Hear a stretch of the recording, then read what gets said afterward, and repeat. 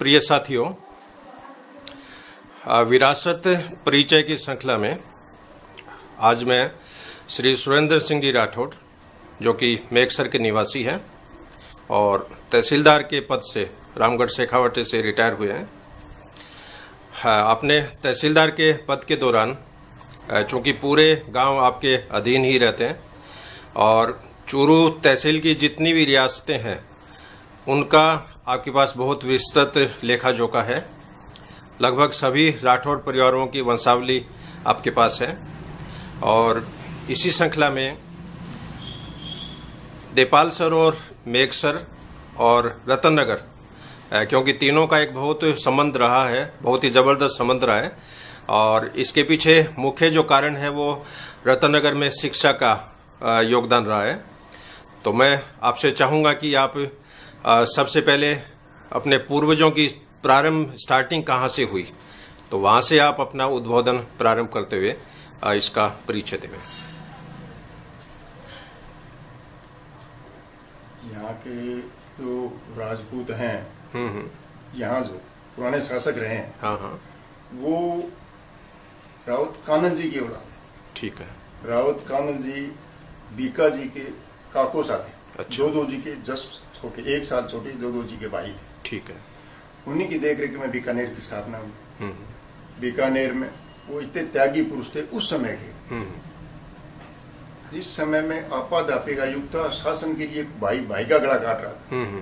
उन्होंने अपना कोई हिस्सा नहीं लिया, जोधपुर से आके जोधपुर में अपना हिस्सा छोड़ दिया। बीकानेर नया स्थापित करके और बीको जी और बिदो जी जोधो जी के लड़के थे, जब जोधपुर की स्थापना जोधो जी ने की, उनके लड़के थे, उनको स्थापित किया। फर्स्ट बीका जी को किया, बीका जी के बाद बिद्दा जी को, बिद्दासर जो 1400 गांव मोयलों के थे, उनकी जगह इनको ये बिद्दा जी को किया। ठीक है। इनकी स्थापना जब बीकानेर की हुई तब 3 गद्दियां लगाई गई। अच्छा। विशेष बात यह है कि 3 गद्दी लगाई गई थी और हमारी जो इष्ट देवी देश नोक की माता जी करणी जी हैं, उन्होंने 3 गद्दियां और बीका जी की सहमति से 3 गद्दी, बीका जी, बिदा जी और कानल जी। ठीक है। तो उस टाइम को गढ़ महल वाली तो थे नहीं। तो जब राज तिलक की तैयारी हुई, वो देखने के लिए पहुंचे, उस टाइम आप देखो 3 गद्दियां लगी थी। उनको जब ये 3 गद्दियां माता जी को आदेश है, बीका जी को सबकी सहमति आए कि एक आपकी है, 2 आपके भतीजा की है। ठीक है। तो उन्होंने लो भाई, राजा एक होता है, इतने राजा थोड़ी होते हैं। तो उन्होंने वो 3 गद्दियां घोड़े पर चले हुए थे, अपने सेले में भाला होता था, भाले की नोक में पिरो के एक जगह करके बिक्का बैठे गया। अच्छा। बिक्को जी को स्थापित कर दिया 1545 के लगभग। ठीक है। उसके बाद जोधो जी ने चूंकि मोयलों से छापर पहले ले लिया था, बिदा से ले लिया था, ये छापर सांबर और ये मोयल चौहानों का शासन होता था। अच्छा अच्छा। जहां तक मुझे जानकारी है, ये अपने सैनाली तक ये एरिया, तो छापर उनसे छीन के उन्होंने वहां बिदा जी को स्थापित कर बैठा दिया। बाकी जो जोधपुर से उनके साथ आए थे, जैसे ब्राह्मण, दूसरी जातियां, राजपुरोहित और दूसरे जो जाते हैं, सबको बीकानेर में सबको सेट करने के बाद उन्होंने कहा भाई अब क्योंकि बीकानेर और इंडिया पर जो अटैक होते थे हनुमानगढ़ साइड से, अच्छा, तैमूर से लेके जितने भी आतताई या तुर्क और तातार जो भी आए हैं, वो हनुमानगढ़ साइड से इंडिया में और राजस्थान में एंटर होते। अच्छा अच्छा। तो उन्होंने इन सबको स्थापित करने के बाद कहा भाई अब मैं वहां जाऊंगा, इस एरिया को जीतूंगा, जब तक मेरी अब जीतूंगा वो मेरा है। हाँ। अब तक जो जीता गया वो सारा के सारा सबको सेट कर। ठीक है। आगे जब वो पहुंचते हैं, पूरा सरसा और हिसार तक वो लड़ते हुए पहुंच गए। छापर की लड़ाई के बाद उन्होंने अपना रणवास परिवार सहित सावा डाब पर उन्होंने अपना निवास स्थापित कर लिया। ठीक है। मेरी संतान पहले कटेगी, मरेगी जब कोई बीकानेर पर जाके दूसरा आतताई आके दुश्मन अटैक कर पाएगा। तो हमारे लिए उन्होंने ये एरिया जितने सरसा और हिसार, पट्टू तक पहुंच गए। तो वहाँ एक दमोरा गांव है। अच्छा। तो दमोरा कहते हैं कि ये दमोरा जदकत दमोरो कांदला, कांदल जी की संतान कांदल कहलाते हैं। तो जदकत दमोरो कांदला वहाँ फिरोज तुगलक और मोहम्मदन जो थे उन्होंने कब्जा वापस किया, लेकिन आज भी कहावत है कि जब तक मोरो कान नाकान लोग संतान के रहेगा। बिल्कुल। अब वो कांगल जी ने जब एरिया ले लिया, फिर वो साया में रहे धीरे धीरे, क्योंकि दिल्ली सल्तनत के अंतर्गत वो गांव आते थे, इंसार परगने के गांव। अच्छा। चूरू खुद भी इंसार परगने का एरिया था। अच्छा। इंसार परगने का एरिया होने की वजह से चूरू में नियुक्त था को चौधरी। चौधरी मतलब कोई जाट से नहीं था। हाँ। चौधरी मतलब एक सरकारी पद होता था जो वसूली करता। हाँ, उपाधि है। उपाधि हर गांव में, हर जगह शहर में एक चौधरी मुकर्रर होता था। वो किसी भी जाति का हो सकता है, मोतबिर और इज्जतदार आदमी होना चाहिए। हाँ। तो सरकारी कलेक्शन की सुरक्षा सही है।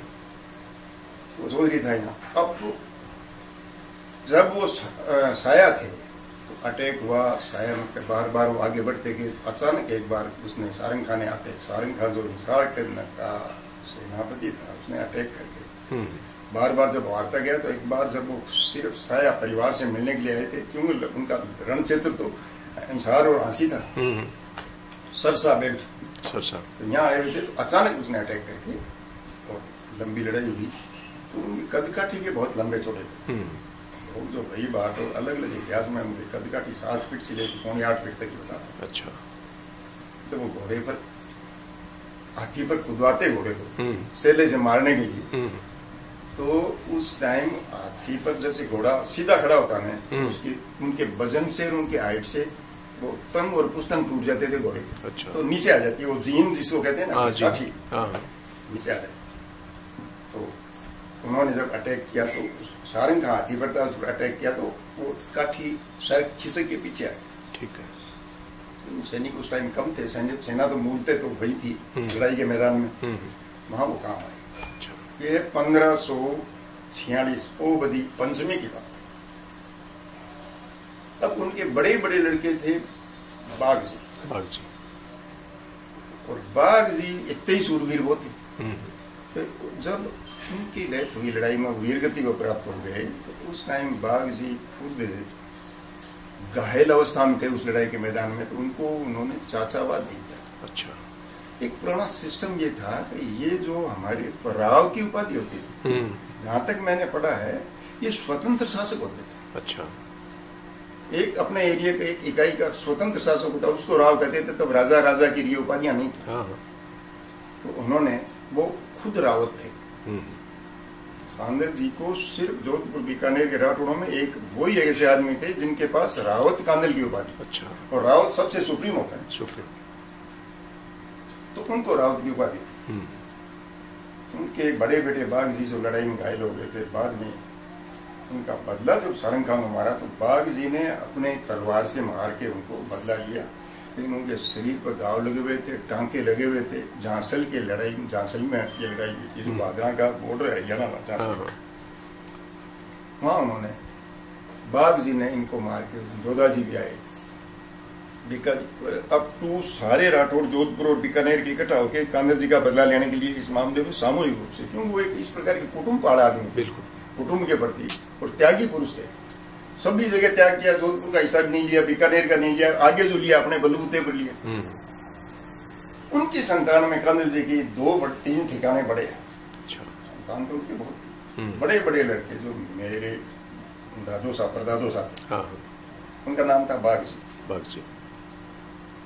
वो उनकी बदले की लड़ाई में जब सारंग खान को मारा, उस टाइम वो काम आ गए। ठीक है। उनके लड़के थे बनीर जी। उस समय लगभग उनकी उम्र थी 16 साल। अच्छा। तो बाघ जी से छोटे जो राज सिंह जी थे, उनको रावत की उपाधि उनको दे के राजा से बैठा दिया। अच्छा। राजा से दो ठिकाना, वर्तमान में रावत से रहे लक्ष्मी कुमारी चुंडाव जिसकी रानी है ना, वो उस घराने से। अच्छा।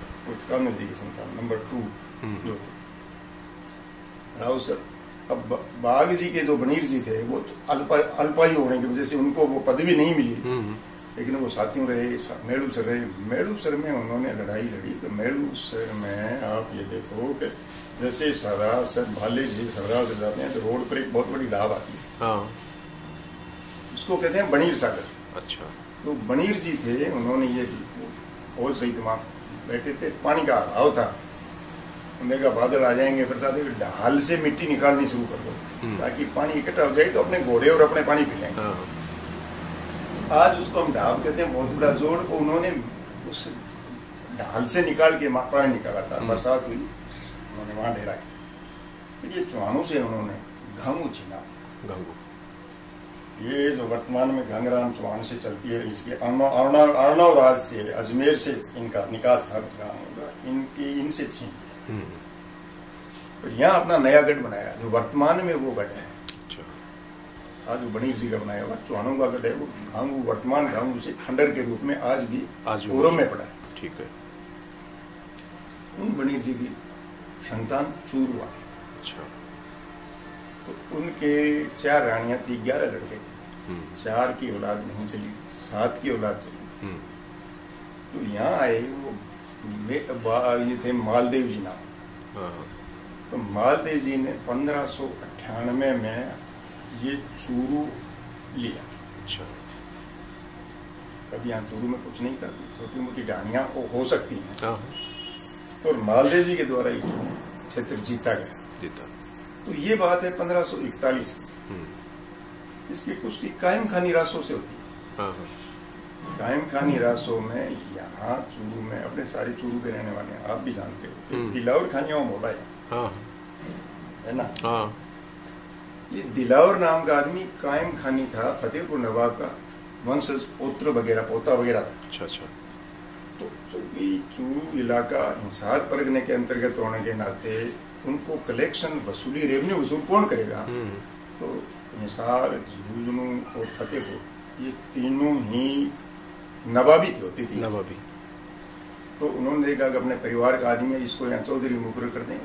उस दिलावर को यहाँ चौधरी मुकर्रर कर दिया। उसका जो पोता वो दिलावर था फतेहपुर नवाब का, वो यहाँ का चौधरी होता था। इससे 1598-99 में मालदेव जी ने इसको निकाल के चूरू पर कब्जा किया। अच्छा। आज कुछ लोग कहते हैं दिलावर चौधरी था, ये था, वो नहीं। ये इस बात की पुष्टि इसलिए होती है कि कोई भी अपने वंश का इतिहास गलत नहीं बताएगा। बिल्कुल। ये जो कायम खानी रासो है वो कवि जान ने लिखा है। और वो फतेहपुर नवाब का ही रिश्तेदारी वंशज था। उसने अपने पुरखों के जो इतिहास लिखा है उसमें बताया कि ये 1598-99 में मालदेव राठौड़ जो गांव का था, उसने दिलावर को मार के चूरू पर कब्जा किया। इससे ये पुष्टि होती है कि ये 1620 जो बता रहे हैं ये गलत है। 1541 से बहुत पहले 80 वर्ष का अंतर आता है। मालदेव जी की फिर यहाँ हो गई सांवरदास जी, चूरू के शासक। ठीक है। मालदेव जी के बाद, और तब तक ये कच्चा गढ़ वैसे था। हाइट पर गढ़ यही था। उस गढ़ के पुराने अवशेष आज भी हैं। पुराने मंदिर के अवशेष, गोपाल जी के मंदिर में आज भी अंडरग्राउंड मंदिर है। बिल्कुल है। सांवरदास जी हुए। सांवरदास जी के बाद तीसरी पीढ़ी में हुए बलभद्र जी। मालदेव जी की तीसरी पीढ़ी बता रहा हूँ, बलभद्र जी। बलभद्र जी के हुए भीम सिंह जी, चूरू के शासक रहे। और भीम सिंह जी के हुए कुशल सिंह जी। इन्होंने सन 1727 में, सन 1727 में इस किले की स्थापना की। अच्छा। कौन से? चूरू फोर्ट। कुशल सिंह जी के 2 लड़के थे। प्रथम इंदर सिंह जी जो चूरू के शासक रहे, द्वितीय छोटे थे चतरसाल सिंह जी, जिनको 8 गांव से देपाल सिंह। अच्छा। चूरूगढ़ के साथ ही देपालसरगढ़ की नींव बर्बादी की, वो भी काम साथ ही चाहते। अच्छा। 17 सिंह जी मेरे दादू साहब होते थे, वो इन्होंने अपने पिताजी के बनाए हुए इसी गढ़ में रहे। उनकी जो आगे की संतान थी ठाकर हठी सिंह जी, वो देपाल सर। अच्छा। गए 1707 के आसपास की बात। 17 सिंह जी के फिर हुए हठी सिंह जी, वो देपाल सर के शासक है। और हठी सिंह जी के भाई थे जसवंत सिंह जी। तो ये मेघ से पहले किसी अन्य के कब्जे में था। अच्छा। देपाल सर ठिकाने में नहीं था, हमारे अंडर में नहीं था। अच्छा। माँ कोई गौ और ब्राह्मणों पर ये पुराने जमाने में राठ होते थे जो पशुधन को चोर के ले जाते। ये कहानियां बहुत हैं हमारे इतिहास में। तो राठों ने वहां को अटैक किया। उन्होंने मेघ सर के लोगों ने आके देपाल सरगढ़ में गुहार लगाई कि साहब हमारी रक्षा करो, ये करो। तो वो वो ठाकुर साहब थे हठी सिंह जी के छोटे भाई जसवंत सिंह जी, संवत 1797 की बात। अच्छा। 1797 में उन्होंने इस गांव में लड़ाई करते हुए वो पशुधन तो छुड़वा लिया, लेकिन वो लड़ाई में उनका सिर कट गया। अच्छा। तो उनके घोड़े पर जो बॉडी थी, जुझार जो होते हैं उनके वो बॉडी लड़ती भी चलती है सिर कटने के बाद, वो चल रही थी।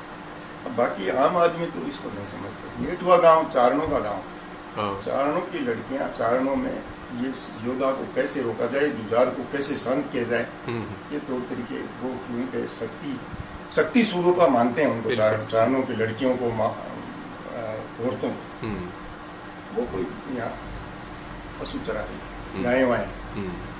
उन्होंने देखा कि ये जुझार है, घोड़े पर ये तलवार चलाते हुए पता नहीं कहाँ जाएगा। अपना ओढ़ने का जो कपड़ा था, वो रास्ते, जिस रास्ते से घोड़ा तो सर तो नहीं था, जुझार के तो सर नहीं था, लेकिन घोड़े का तो आंख थी ना, वो आगे उस रास्ते से दौड़ता जा रहा था, तलवार चल रही थी। उन्होंने एक अपना ओढ़ना कपड़ा, अच्छा ये सुनने में आया है, तो उस जुझार को रोकने का यही एक तरीका होता था, वरना तो उस चलते फिरते आदमी को कौन रोकेगा तलवार के सामने। बिल्कुल बिल्कुल। जैसे उस घोड़े के पैर उस गड्डी के एकदम वो ब्रेक लगा, ब्रेक लगते ही वो धड़ जो है नीचे गिर गया, नीचे गिर गया। आज उस जगह उस टाइम का चबूतरा बना हुआ है। 2015 में मैंने उसकी दोबारा मरम्मत कराई है, जो हमारे वो पुल थे। और उसके बाद जो दूसरे शासक थे वो तो हट गए, और वो नेपाल सिर्फ के कब्जे में मेघसराय 1797 में ये जुझार जी का लिया हुआ है। ठीक है। वो धीरे धीरे उनके संतान, अब वो जुझार सिंह जी के जो हठी सिंह जी थे, चूर नेपाल से ठाकुर साहब, उनके लड़के थे खड़ग सिंह जी। खड़ग सिंह, उनको उनके गोद दे दिया गया जुझार जी के, जसवंत सिंह जी के। तो ये गांव उनको खड़ग सिंह जी के, तब से हम खड़ग सिंह जी गए थे। 1797 की बात है, संवत 1797, तो 1800 के आसपास ये गांव में सेटो हैं होंगे। तो खड़ग सिंह जी के बाद मुझे ज्ञान सिंह जी, ज्ञान सिंह जी एक ही अपने फादर के एक ही थे। तो ज्ञान सिंह जी के फिर हुए 3 लड़के, सालम सिंह जी, मालम सिंह जी और पन्ने सिंह जी। तो आज सालम सिंह जी और मालम सिंह जी की संतान वहाँ हम मेघसर में हैं। हम मालम सिंह जी के संतान में आता हूँ, वो दूसरे हैं, तो सालम सिंह जी की संतान में। ठीक है। पन्ने सिंह जी ना औलाद तुम्हारे चले गए थे, बहुत का बाद में कोई। मालम सिंह जी से फिर वे विशाल सिंह जी मेरे परदादो साहब, विशाल सिंह जी के फिर गोम सिंह जी मेरे दादो साहब, और उनके फिर वो 3 भाई थे, दादो साहब और मेरे पिताजी और मेरे बाबू साहब, दो मैं। तो मेरी ये आप देख लो, ये खड़ग सिंह जी, ज्ञान सिंह जी, मालम सिंह जी, विशाल सिंह जी, गोम सिंह जी, ओम सिंह जी, सुरेंद्र सिंह, 7वीं पीढ़ी मेरी है। मेरे बच्चों में 8वीं, औरतों में 9वीं। नेपाल में एक सरकार है, उस टाइम ब्राह्मणों के घर बहुत थे। अच्छा। वो जुझार जी की जगह जो थी, वो किसी ब्राह्मणी, राजा नाम की एक ब्राह्मणी होती थी, उसकी वो जमीन थी। अच्छा। उसने इतना त्याग किया कि ये जुझार जी के नाम से वो बनी छोड़ दी। अच्छा। आज भी उस राजा के नाम से उस जोड़ी को, उस गोचर भूमि को कहते हैं कि ये राजानी जोड़ी, राजानी जोड़ी। और राजानी जोड़ी में आज भी वो चबूतरा 1793 का चल रहा है। उनके संतान तो नेपाल से इस प्रकार से। अब आगे एजुकेशन का जहाँ तक सवाल आता है, तो हमारे रतन नगर कस्बा जो था हमारे लिए वरदान साबित हुआ। मेघसर के, मेघसर ही नहीं, नेपाल सर, मेघसर आसपास का जो एरिया था, सभी फादर मेरे बताया करते थे। एक तो कोई पंडित जी थे, टीचर, एक बाल सिंह जी दादू साहब थे, ये राम सिंह जी के फादर, ये 2 टीचर होते थे जब ये दूसरी पास। तो उस टाइम सिर्फ दूसरी तक ही थी ना। अच्छा। आगे क्लास है, आगे फिर बीकानेर जाना होगा। मेरे फादर को बीकानेर वाल्टर नोबल से स्कूल में चले गए। बाबू साहब फौज में थे, साधु लाइट इन्फेंट्री में, चंद सिंह जी। तो वहाँ से किया, वहाँ 5वीं पास उन्होंने की, 6ठी पास, 6ठी में वहाँ एडमिशन किया था, 6ठी वहाँ की। उस टाइम एजुकेशन और ये कम था। चतुर्वेदी जी जो थे रतन नगर के, चतुर्वेदी जी हमारे गाँव के बाणचे थे। अच्छा। राधाकृष्ण जी चतुर्वेदी। और हमारे बुजुर्गों ने इनको डोली दी हुई है, जमीनें दी हुई हैं, आज भी उनकी डोली यहाँ है मेघसर में। अच्छा अच्छा। ये बाद में इनके परिवार वाले नेठवा चले। चतुर्वेदी जी तो मेरे याद आ रहा है कि जब हम पढ़ने के लिए बस्ती से आते तो रतन नगर के 10-5 आदमी उनके साथ होते थे। सामने मिलते तो हर आदमी बेटा तू किशोर थारो के नाम है, किनको लड़को है, पूछा मेरे से रहता हूँ। अरे भाई थाल मोटी बड़ा खेत में मैं गया, रात्रि शांत होती है वो जो थारा लीली घोड़ी होती है, मतलब वो उन्होंने वो अपने ननिहाल के उस टाइम तक तो उनका इस इलाके में रतन नगर से इस पास पड़ोस में इतना रहा कि आईजी कस्टम जो थे वो सबसे बड़ा अधिकारी कस्टम का होता है। और अगर थानेदार बीकानेर स्टेट में जन्म देते तो रतन नगर, थेलासर, मेघसर, देपाल सर, सैनाली में जन्म देते। क्यों कि अपॉइंटिंग अथॉरिटी वो थी। पहले चतुर्वेदी से पहले रिडकन अंग्रेज होता था, वो होता था आईजी। अच्छा। उसके बाद आईजी कस्टम चतुर्वेदी जी थे। तो उन्होंने इस इलाके को खूब बढ़ाया। जो चला गया अनपढ़ था उसको सिपाही लगा दिया, पढ़ा लिखा था उसको। मेरे फादर को उस टाइम 15 रुपये तनख्वाह थी। अच्छा, ये बात है सन 1935-36। अच्छा। तो चर्चा चली इनको 15 रुपये कैसे दे दिए। आप एजुकेशन के हाल देखो आप। तो रिडकन तक वो बात की, अंग्रेज तक। उसने पूछा कि भैया बात तो ठीक है, सब थानेदारों की जब मीटिंग थी तो मीटिंग में उसने बातचीत की। थानेदार जी आपकी क्वालिफिकेशन तो कहता है, कह रहा था मेरी तो हिंदी जानकार, बैठ जाइए। आपकी क्वालिफिकेशन मैं दूसरी पास, आपकी कि मैं तीसरी पास। मतलब ये उस टाइम के थानेदारों की क्वालिफिकेशन होती है। अच्छा। लास्ट में मेरे फादर से पूछा कि आपकी क्वालिफिकेशन, तो वो छठी पास नहीं कहते, लोअर मिडिल। प्राइमरी तो पास कर ली, मिडिल पास हुई नहीं, तो वो हो गए लोअर मिडिल। उनका मेरी तो लोअर मिडिल। अब सारे थानेदार सुन लो, आई समझ में। ये 13 रुपये तुम्हें मिलते हैं, इनको 15 इस बात के मिलते हैं कि बीकानेर की सबसे बड़ी स्कूल वाल्टर नोबल स्कूल है उस समय की, और उससे ये लोअर मिडिल है। इसका मतलब आपकी क्वालिफिकेशन देखो, उनकी क्वालिफिकेशन, इसलिए इनको 2 रुपये ज्यादा मिलते हैं। उस टाइम 15 रुपये तनख्वाह मिलती थी। हम लोग जो पढ़े रतन नगर गए, रतन नगर डेली हमेशा जाते थे सारे। मेरे फादर भी वहाँ गए। मेरे अंकल जो डिस्ट्रिक्ट एक्साइज अफसर थे ठाकुर देवी सिंह जी, वो वहाँ। मेरे फादर वो 5 भाई थे। ठाकुर साहब बाबू साहब की संतान, 3 भाइयों की औलाद में 5 थे। 5वें ही रतन नगर पढ़े, 5वें ही सर्विस में थे। तो ये देन रतन नगर एजुकेशन कस्बे की, चाहे वो दूसरी 5 प्राइमरी पास हो चाहे कुछ भी हो। शुरू में तो वो बताते थे कि बाल सिंह जी दाऊ सारे पंडित जी होते थे, दूसरी क्लास ही थे। फिर धीरे धीरे 5वीं के बाद में यहाँ कोई हो गया, फिर बीकानेर जाना पड़ा उनको। अब धीरे धीरे जो है रतन नगर की देन ये रही कि अब हमारे गांव में सारे सब प्रकार की हर क्षेत्र में है। जब मैं रतन नगर घूमता हूँ आपके लिए आता है इसमें, तो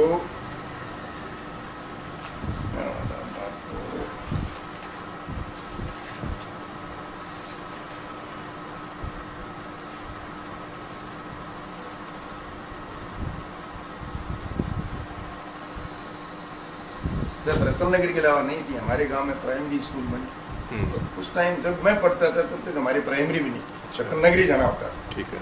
और रतन नगर जाके लोग हमें, हम सब रतन नगर के आभारी हैं कि जिससे इस गांव का उद्धार हुआ। आज हमारे यहाँ रतन नगर मेघसर में प्रोफेसर यूनिवर्सिटी, ठीक है, प्रिंसिपल पीजी कॉलेज, ठीक है, प्रिंसिपल कॉलेज, लेक्चरर्स, ये तो एजुकेशन की बात हुई। इंजीनियर, फौजी, प्रशासनिक सेवा में तहसीलदार, आबकारी अधिकारी, और वर्तमान एक आरएस भी है। एक लेडी हमारे पुत्र भतीजे के बहू, वो बाड़मेर जिले में आरएस है। ठीक है। तो प्रोफेसर्स और लेक्चरर्स, अब लेडीज और जेंट्स लेक्चर शायद मुझे नहीं कहना चाहिए, लेकिन मैं ये कहूँगा कि राजपूतों में जितनी एजुकेशन यहाँ है, ऐसी कोई लड़कियाँ और बहुएँ जो जितनी हैं वो सारी MA BEd से कम है ही। मेरी पुत्र को भी प्रोफेसर है यूनिवर्सिटी में। ठीक है। मेरी भतीजी जो है PhD है, वो पतुर्बो की PhD है, भतीजी भी PhD है। अच्छा। और 2-3 आदमी और गांव में PhD। हम परिवार में 10 आदमी LLB हैं। 10 आदमी एक ही परिवार में मायने रखता है।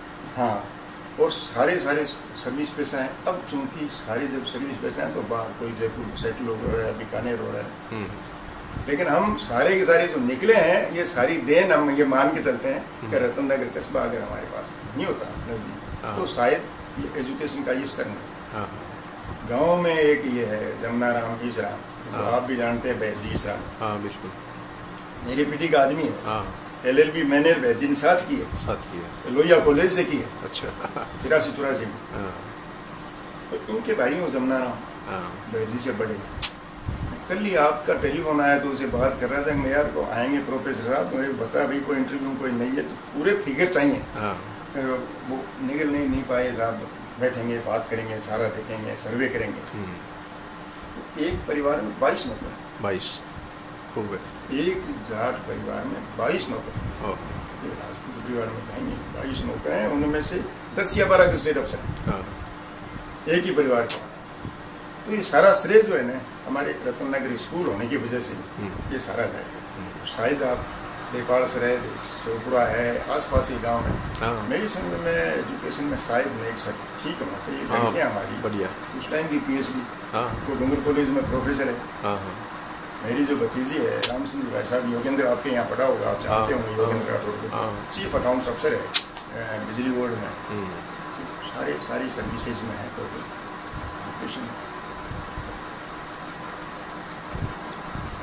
इसके अलावा और कोई पुरानी बातें कोई गांव की, देपाल सर्वेक्षर की कोई पुरानी कोई कहावतें हो? पुरानी एक ये है कि मेघसर गांव की स्थापना कैसे। अच्छा। ये 15वीं शताब्दी जब ये बीका जी आए थे और मोइलों पर जब शासन राठौड़ों का हो गया तो मेघा नाम का मोइल था। अच्छा।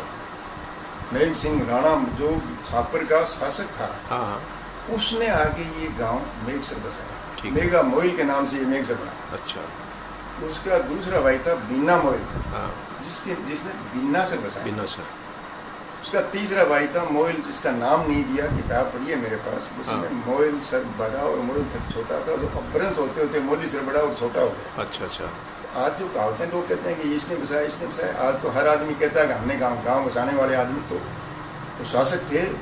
5-7 भाई थे, अलग अलग उन्होंने अपना स्थान जमाया, उन्हीं के नाम से ये गाँव बसे। ठीक है। तो ये जहाँ तक मेरा आइडिया है कि 1515 से 1530 संवत बता संवत इसके बीच का ये गाँव बसा।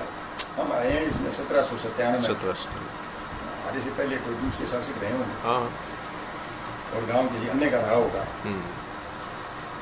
कोई बड़ी बात नहीं कि 120 गांव जो बीकानेर वालों ने फतेहपुर अटैक किया था तब 120 गांव इन्होंने बीकानेर को दिए, उसमें भी ये गांव आया हो तो भी कोई बड़ी बात नहीं। बिल्कुल बिल्कुल। ये साहब और कोई बात पूछो। तो आपने काफ़ी ऐतिहासिक बातें बताई और इसके लिए मैं आपका हार्दिक धन्यवाद प्रेषित करता हूँ। और आपके जो विचार है मैं ये YouTube के माध्यम से अपने शेखावाटी के जितने भी लोग हैं, मैंने कई WhatsApp ग्रुप बना रखे हैं, Facebook पे एक पेज बना रखा है, उसके माध्यम से ये मैं आपका साक्षात्कार उनसे साझा करूँगा। और जरूरत पड़ी तो इसका एक विस्तृत न्यूज़ पत्रिका में भी मैं निकालने की सोच रहा हूँ। और इच्छा हुई तो मैं आपसे एक बार दोबारा पुनः एक मैं आग्रह करूँगा कि जब भी आपको समय मिले जो भी बात पूछो तो मैं एक थोड़ा सा मैं 73 वर्ष का भी हो गया। थोड़ी सी मेमोरी में फर्क आ रहा है। बिल्कुल। पढ़ने का तो मुझे शौक है और वो भी स्पेशल इतिहास ही पढ़ता हूँ। इतिहास का शौक है। ये जो पीछे आपकी लाइब्रेरी है सारी इतिहास से ही है और नई बात